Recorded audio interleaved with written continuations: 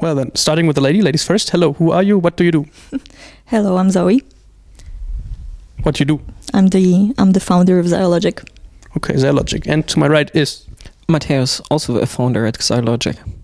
Matthäus is a special person because he set up the very first what of Grüne Szene? The first non-personal blog of Łukasz Gadowski, but proper Grüne Szene. So we have a pioneer here, so to say. Could you help me in Polish? How do I say, who are you and what do you do? Kim jesteś, co robisz? Okay, I won't try because it gets embarrassing, I fear. Zoe, please tell us about Xyologic. First of all, the name is really interesting. Yeah, the name is very interesting. We had 1 hour to invent it. That's why it's so unfortunate, but I think we like it right now. And it means? Nothing.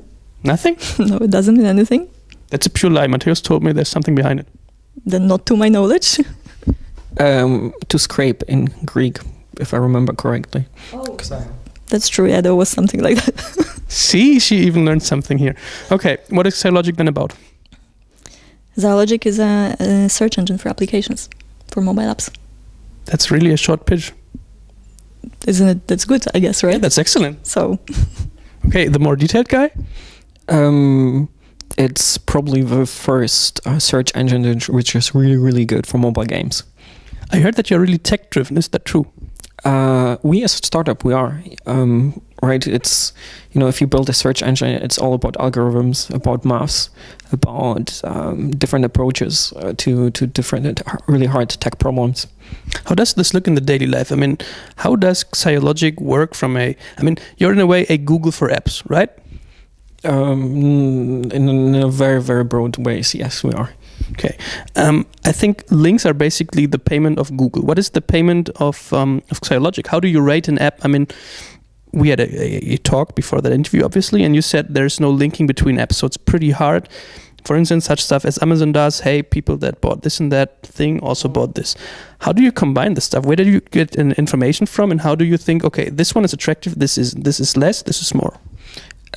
Great question. So we had to actually basically figure out what an app rank is, and in our case it's a lot of things, and similar like links are in a general way like a measure for popularity, and for us that's one of the reasons why we're estimating the download numbers also to get a measure of popularity.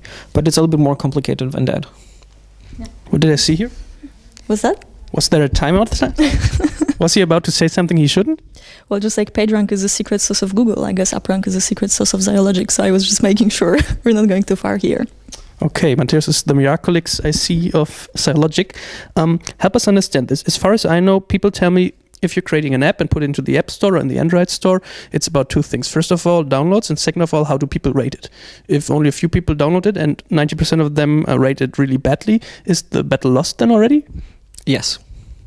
What to do about it then? Not much. I think basically 0.1% of all apps get more than 50% of downloads. If you're in terms of real awareness of, even though there are over 10,000 new apps on iOS each month, or over 15,000 apps on Android each month, only a couple of hundred really get noticed. Okay, let's say I am an app producer, or someone there sees this interview right now and asks himself, okay, what can I do to first of all prevent failure, and what can I do to get in touch with my customers? I think there's there's a lot of obvious things. Just build a great product. Then you can try to deal with Google and Apple to get featured. Then you may have a marketing budget to do some app marketing. Now, which is relevant to us, more and more people do something like App Store search engine optimization. That's a couple of tactics of what people are doing. Okay, so we had this thing Matthäus already said, and we spoke about this app rank. Obviously, there is SEO. Will there also be app SEO with Xyologic then? Actually, we're not sure yet. Actually, the thing is that SEO exists in Google, as you know, only because Google's algorithm is not transparent. So what we are trying to do is to come up with a monetization model and an algorithm that actually will be transparent, which is going to be the core of the innovation here. So let's see if we're successful there, if we're able to open the algorithm, optimize it to the way that it's safe and uncrackable despite being transparent, like some encryption algorithms, for example, then there will be no SEO. it won't be needed. But that's really a tough job, being transparent. At the same time, do not allow fraud for apps, by the way. Yeah, for sure. It's a tough job, but that's why we're here. Okay, chapeau. You said monetization. That's a great keyword. What's the idea behind of Xyologic from a monetary aspect? Well, of course, it's about distribution of applications. At some point, we're going to charge for distribution of apps. Does this mean advertising? A version of it, probably, yeah. How about investors already? Oh, okay. Yeah, we have investors. And their names are?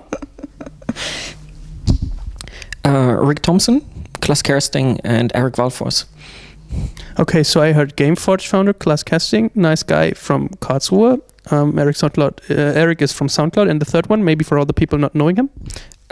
Rick Thompson is mostly known for being the founder of Play-Doh, which got sold to Disney a couple of years ago, and a couple other big things he did. One of the probably key investors in the Valley. Okay, so let's summarize. We have the gaming guy Klaas, we have the gaming guy from the US, and we have the SoundCloud networking social music guy. CTO in Berlin. The best? Yeah, I would say so. What makes him the best? I think Eric is leading his technology team in a really, really amazing and creative way. So, and we really wanted this kind of brain on board, actually. Okay, but we're pretty techy, right? And we're developing new products, so we need people who really get that. And both Klaas and Rick get that, and so does Eric. I was about to build this bridge to the gaming part. Is it coincidence that these guys make gaming? Is Xyologic also a lot about gaming? I think we have a very, very different approach, uniquely in the world, to how our search for mobile games works. So that's something which our investors are really, really big about, obviously. And if you look at where, what people really do on smartphones, and also where most of the money is spent in terms of advertising, it's mobile games. Okay, that makes absolutely sense. Zoe, before we speak about the vision and the roadmap of Xyologic, let's speak about scenarios. How can I use Xyologic if it's not a search engine? Will you also have maybe an implementation on Gründerszene or GigaOM or whatever they are called? What's the thing above Xyologic? I don't understand the question, sorry.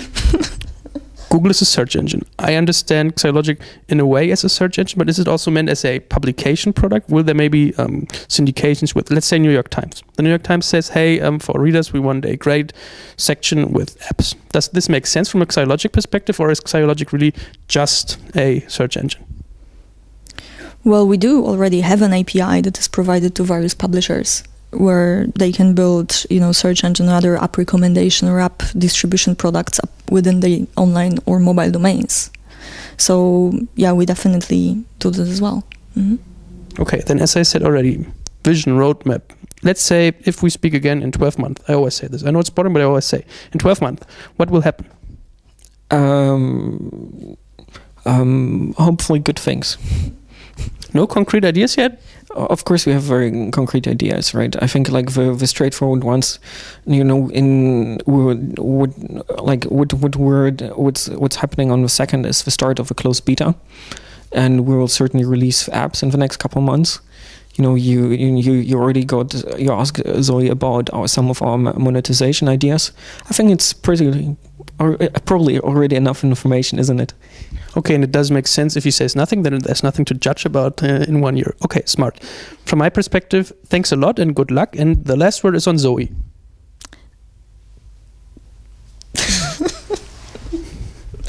Silence. Thank you, over and out.